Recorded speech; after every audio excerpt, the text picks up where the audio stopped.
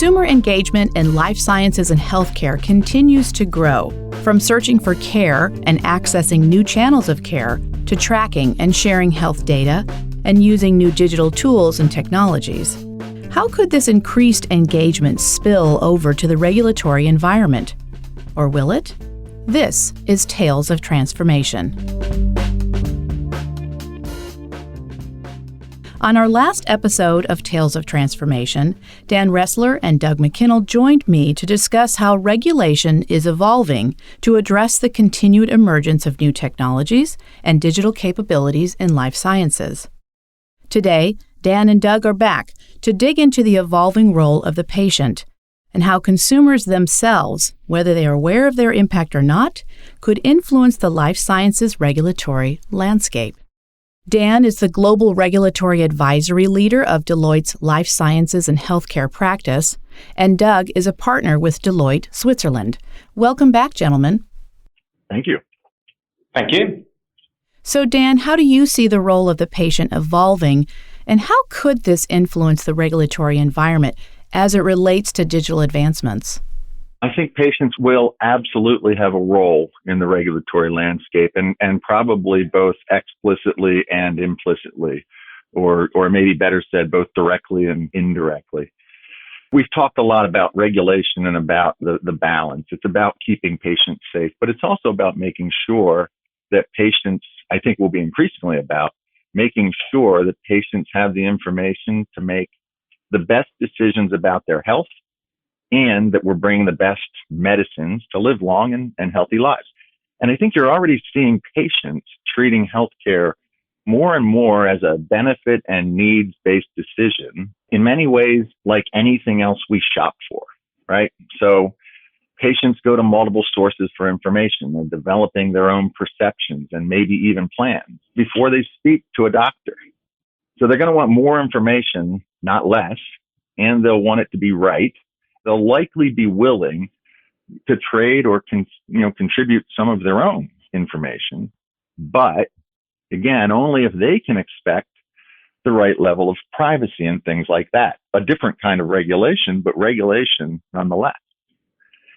And so when I think about on the healthcare side, patients want the kind of care that best meets their needs, whether it's going to a clinic because you just have a cold or a sprained ankle or your kid has an earache, versus maybe going to your personal physician with whom you've had a long, relationship for a proper physical or maybe something that's a more serious concern.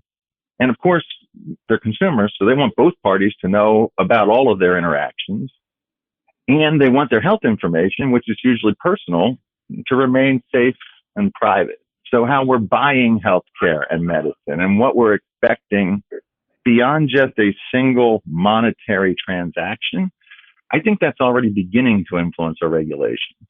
I don't know if we always recognize it. I think we'll look back and we'll say, oh, right, the retail dimension of healthcare had a bigger impact than we noticed at first.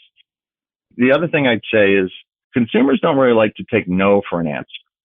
And especially not from a regulator or from today's view of government where they're not sure government's keeping up. There's a good amount, I think, of skepticism about whether government is behind the times. And consumers don't like to take no for an answer. So I think that in and of itself will begin to have dramatic impact on the regulatory environment. Doug, where do you see the influence of regulation as it relates to digital advancements with a patient-centered view in Europe?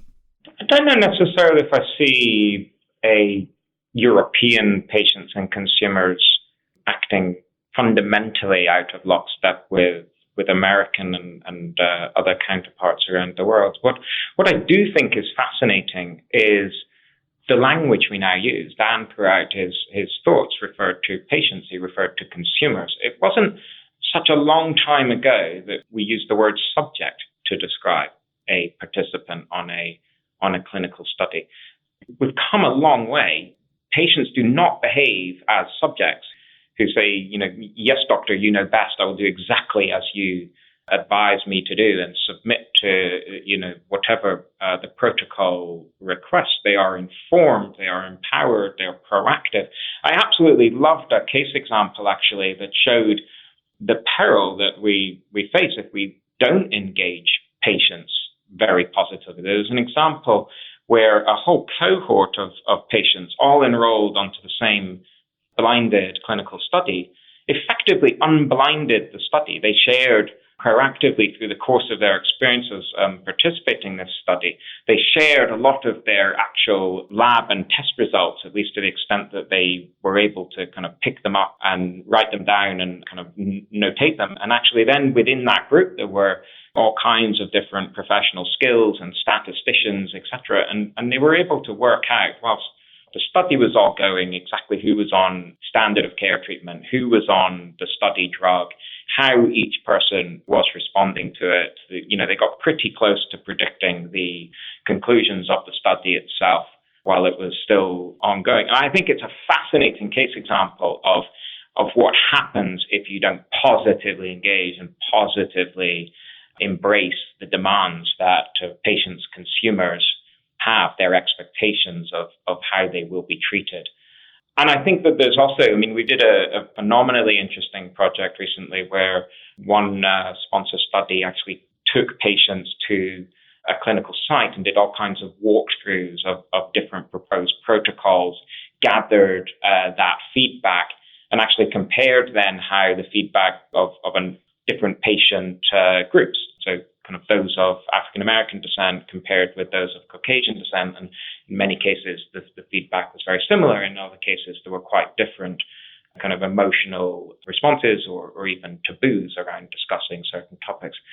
And the authorities were hugely interested in how those endeavors had implicated the design of the protocol and then ultimately the submission to approve and authorize the clinical study. So I think the patients are having a phenomenally profound impact on regulation in all kinds of ways, not necessarily deliberately, but just through voting with their feet as consumers.